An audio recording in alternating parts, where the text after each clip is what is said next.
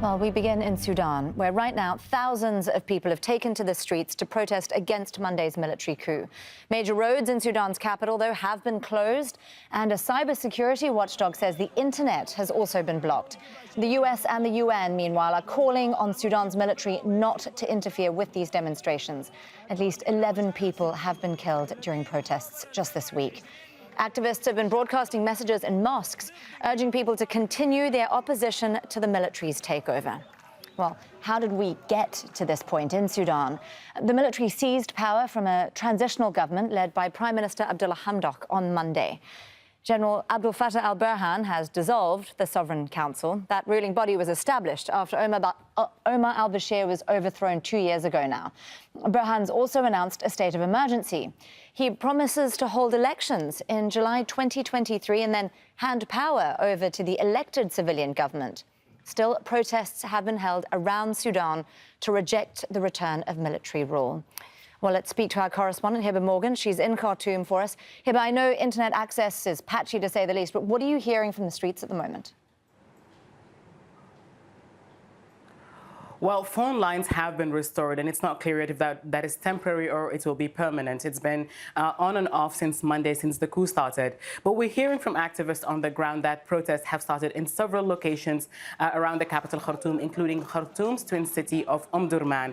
People are taking to the streets, chanting that they don't want to go back to a military rule. And this is despite the internet shutdown that has been imposed since Monday. Now, General Abdel Fattah al-Burhan, on the day he made the announcement of the coup on Monday, announced that he will be forming a civilian transitional government besides the one that has already been dissolved, and that the power-sharing agreement between the Forces of Freedom and Change Coalition and the military is still valid with the exception of a few crucial points, and that he's cancelling the article that says that the Transitional Military Council, which took over following the ousting of Bashir, will be restored. So people are out in the streets saying that they don't want the military to be in charge. They don't want a Transitional Military Council running them, even if there's a civilian transitional government formed, even if they're all technocrats, as he had promised. There's also concern for violence, Nastasia. Over 10 protesters have been killed. More than 140 have been reportedly injured since Monday's protest, since protests started on Monday, and their concerns because of the widespread of security forces on various streets and the closure of bridges and major roads and the heavy presence of security, that there will be violence between protesters and security forces. So there's concerns that there will be death tolls by the end of the day and that protesters will face violence. Many of them say that they're going to try to stick to peaceful protests to get their message across that they don't want the army to lead them during this transitional period. Yeah, but you say there are these concerns about violence. These are obviously planned protests. The military, as you say, has been preparing. Can you talk us through a little more about what they've been putting in place? Obviously, the eyes of the world are on them. Yes, indeed. So you could see tanks on many of the bridges that have been closed by the military leading to the capital, Khartoum. Now, yesterday they announced that they will be closing all bridges with the exception of 2. But we've been seeing this morning lots of spreads of military pickups, military trucks, fully mounted with soldiers and machine guns on the bridges. Many of them are spread across major major intersections around the capital. The road leading to the army headquarters, that has been off limits since the 21st of October, when there were other protests with people demanding that the military does not dissolve the government. This means we have to go a few steps back, Nastasia. Before this all started, there was a pro-military sit-in in front of the presidential palace demanding that the military dissolve the transitional government. And there was a pro-democracy sit-in where tens of thousands also took to the streets demanding the military hand over power to civilians. And this was at the height of tensions between the two sides. So there is concerns that the security, because of the widespread security forces around the capital, blocking major roads, putting trucks with machine guns and soldiers on board. There's concerns that the protesters and the soldiers will face each other. Several international actors have called on the military to try to maintain the peace and maintain the peacefulness of this protest that is expected to be very wide today, but it's not clear how the day will play out. We're going to have to just wait and see how the military will handle the protesters who are demanding that they hand over power to a civilian rule. Hiba, as you say, ahead of this coup, we saw some breakaway factions from the civilian protest movement, and they were ostensibly actually being sponsored by the military. Just how united is the protest movement that we're seeing out on the streets right now?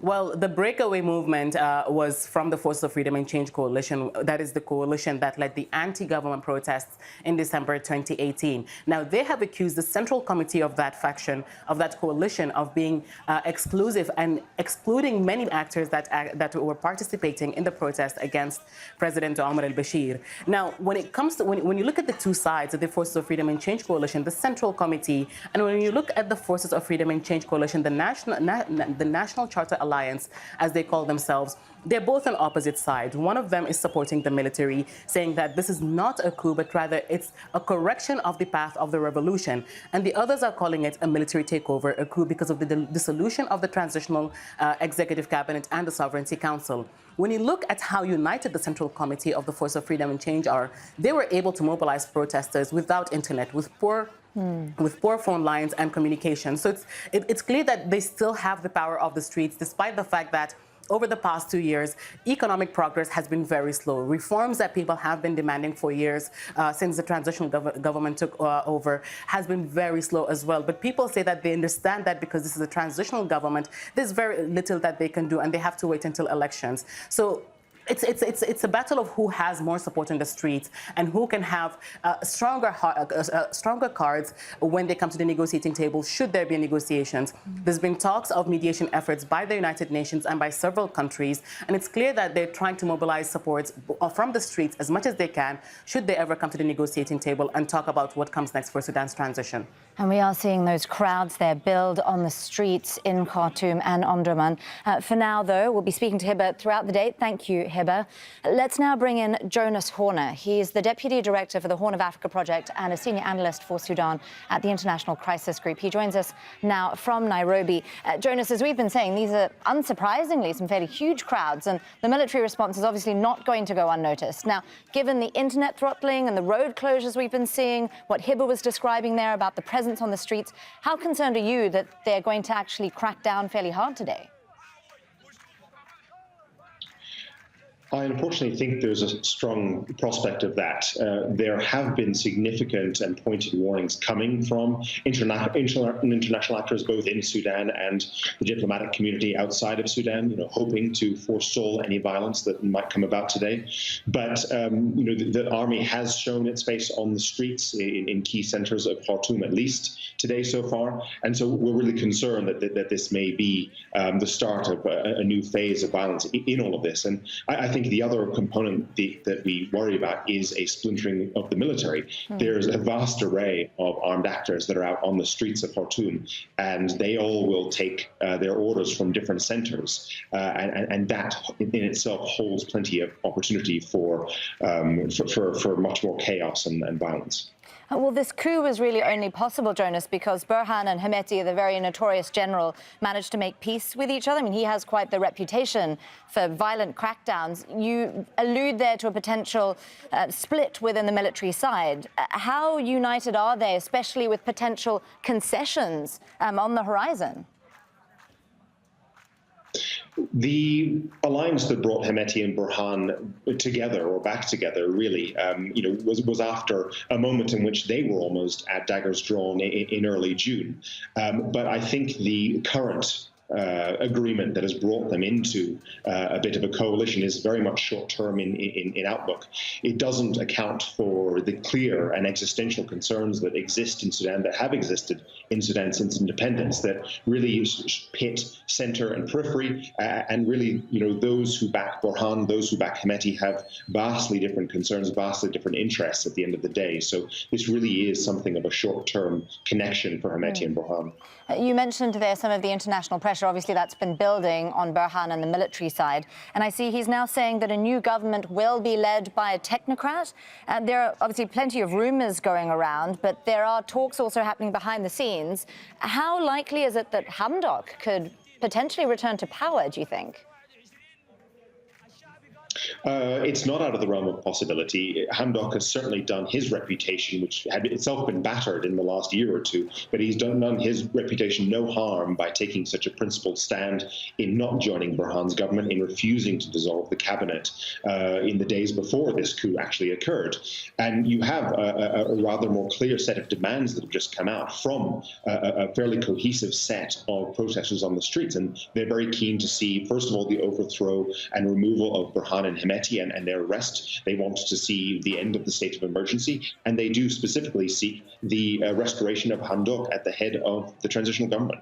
I want to ask you a little more about the timing of all that we're seeing, Jonas, because obviously there was supposed to be a transition from the military leading the council to the civilians leading the council, and that, by some estimates, was supposed to happen in November. So, I mean, the timing is obviously very interesting when we saw the coup. Now, given that we're seeing people out on the streets ostensibly rejecting what the military is offering, where does that actually leave any kind of transition? Well, that really is, that devil will be in the details of the sorts of negotiations that are going on, particularly those currently that are featuring international actors. I think the shame, though, in many ways has been, from the beginning, that there has been insufficient inclusion of a broader swathe of Sudanese to provide their inputs, to offer a sense of what they would like to see in both the transition and then in Sudan going forward. And I think any opportunity to incorporate those interests, those voices from the street, those people who are out there today, will be out there today, is key. I think the form and main stream of negotiation has yet to really form, but I know the UN is working hard on this. I know other external actors are working hard on this, and I think, most importantly of all, there's a lot of engagement between Washington and the Gulf. That is probably the locus of power as things stand, as the internationals try to support a return to a civilian-led transition. And those voices on the streets, they're certainly very loud and plentiful today. Jonas Horner, the Deputy Director for the Horn of Africa Project and the Senior Analyst for Sudan at International Crisis Group. Always great to get your thoughts. Thanks for joining us, Jonas. Thanks, Nastasia.